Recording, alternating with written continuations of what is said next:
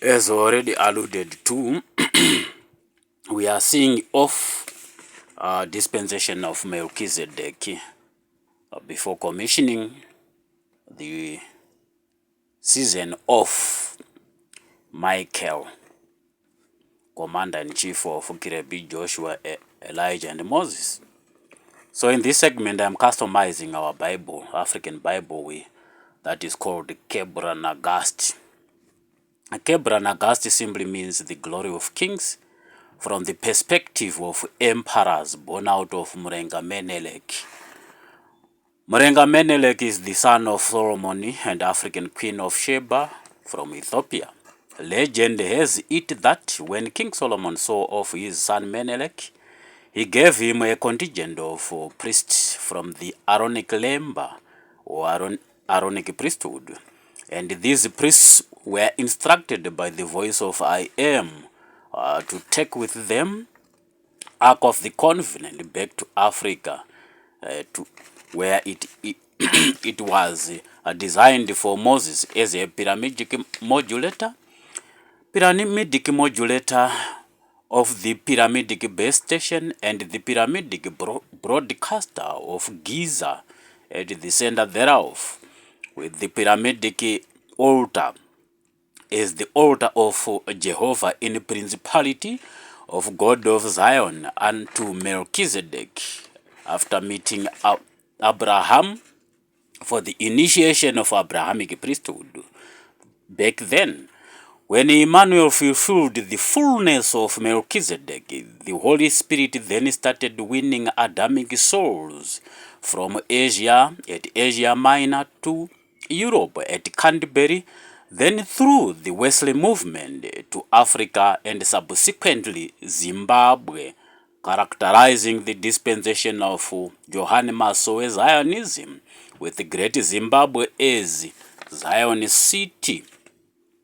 After the Chief Gopo and Dr. Samero Mutendi Treaty of 1924, to the effect of commissioning Great Zimbabwe as Zion City.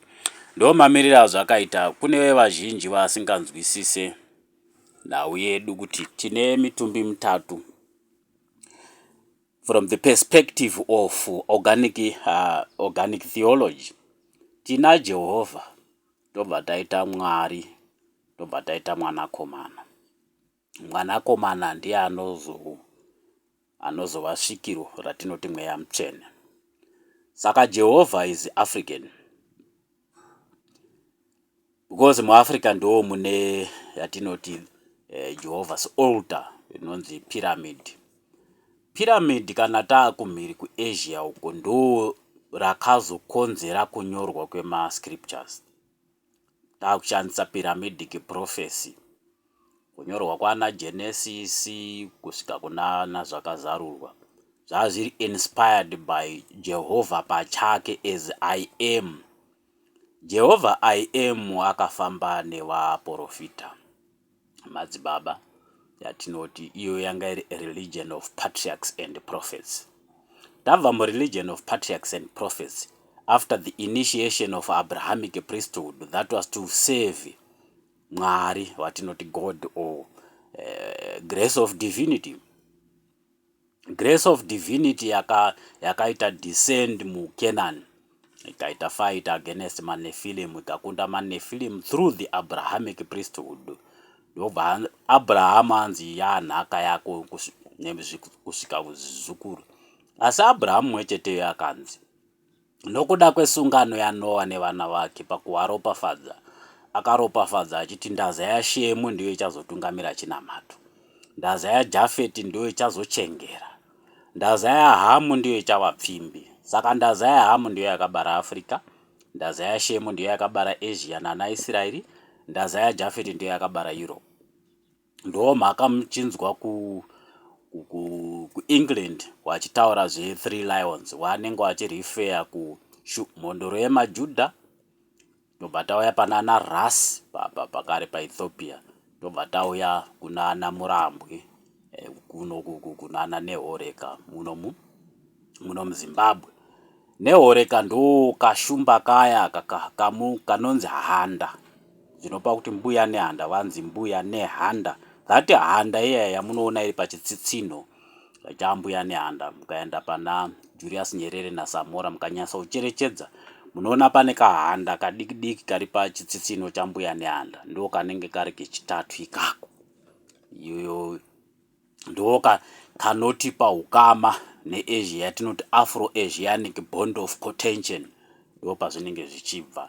Saka nhau yedu inenge ichiti iyo mascriptures ese nhoroondo yavo wasati atombonyorwa, Moses asati atomboveko, zvakagara zviri mupfimbi yaJehovha yakaichichengerwa naHamu mwanakomana waNoa, kureva kuti tiri kutaura zvearitari yaJehovha muAfrica inonzi Pyramid of Giza ine Queen's Chamber neKing's Chamber zvinenge zvichidepicta Adam naEva. Adam Queen's Chamber ndo mune the soul of Adam.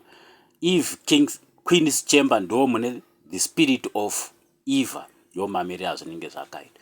Saka pane inonzi grotto pasi pearitari yaJehovha yatinoti Pyramid of Giza. Ndo makanomborwa dongo rakaumba Adam asati aiswa ngoni nemweya naJehovha kuti ave munhu anorarama. Ndokubva nhoroondo yemararamiro yatinoti Adamic progeniture yaprofesaiwa nematombo aya akavakwa aya itori pfimbi the Adamic progeniture prophecy, kureva kuti season yakapiwa the Adamic progeniture yevhiki imwe chete, the prophetic week. Prophetic week yedu takati ine 1000 years for each day. Saka kureva kuti the Adamic progeniture was projected kuti by the 7th day of the week inofana kutora dendemaro, kureva kuti tine 6000 years dzekuprova kuna Mwari kuti zvaakatisikira tiri kuzviita. Taprova kuna Mwari tobva tamira semagamba ake mudendemaro richaveko mwatichachingurwa nemwanakomana, which is the 7th day.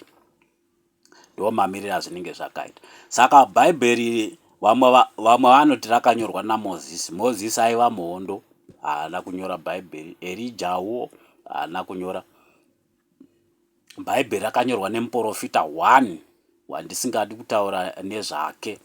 Old Testament yese iya ndiye akanga ane nguva yakarebesa yekuti ari ega zvake achinyora Genesis on account of Moses, 5 mabooks of Torah on account of Moses, obata chiprofita zvakaprofitwa naIsaiah achinyora on account of Isaiah.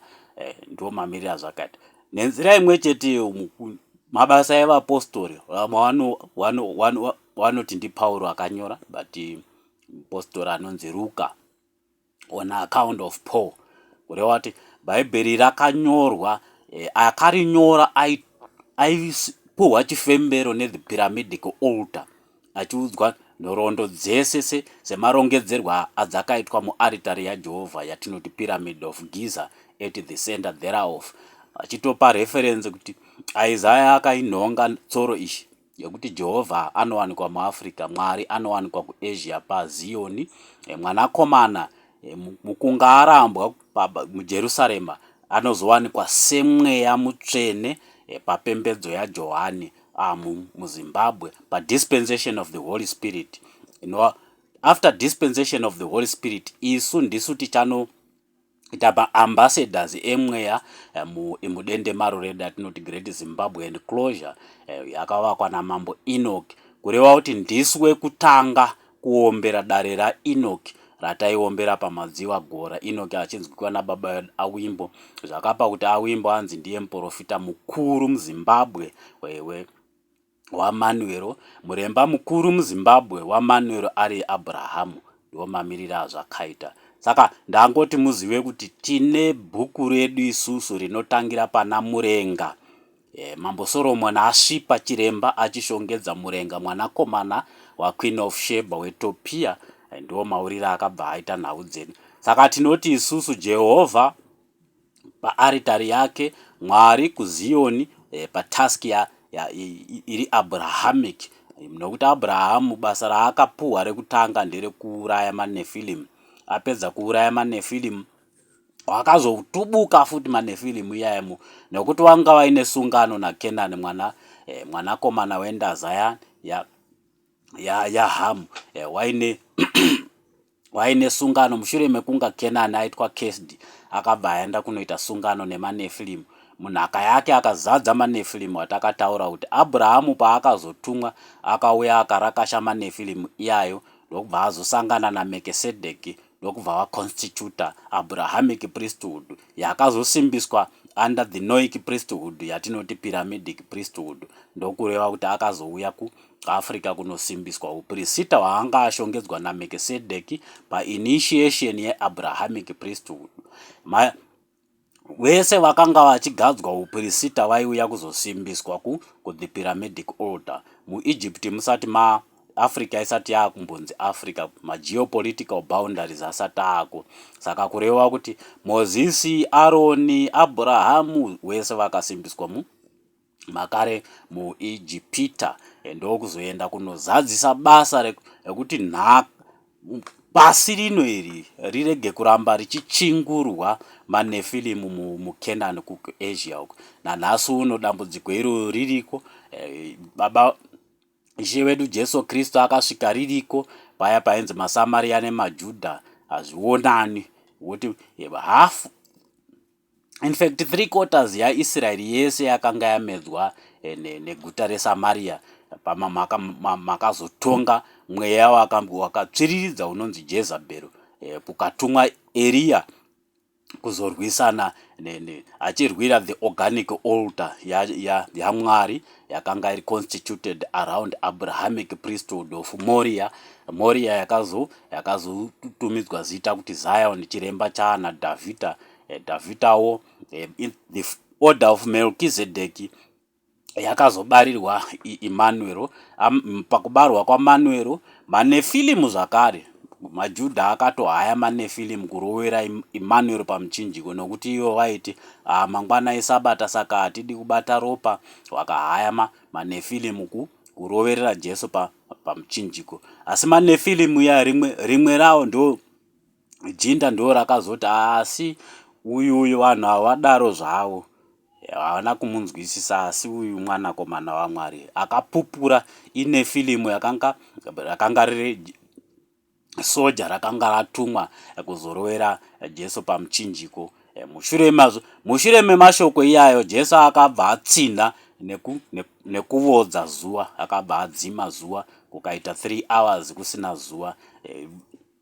Jerusarema, keteni rinochengera vaera, rakabva ratsemuka, kureva kuti ndatama nyika ino, kureva kuti Mweya Mutsvene wakabva wauya waakunzi Jesu, sekutaura kwaakaita pagungwa reGarari achiti kana panguva ino ndaakuzofamba nemi seMweya Mutsvene. Saka pamunofamba neMweya Mutsvene fambai nawo sekunge muneni.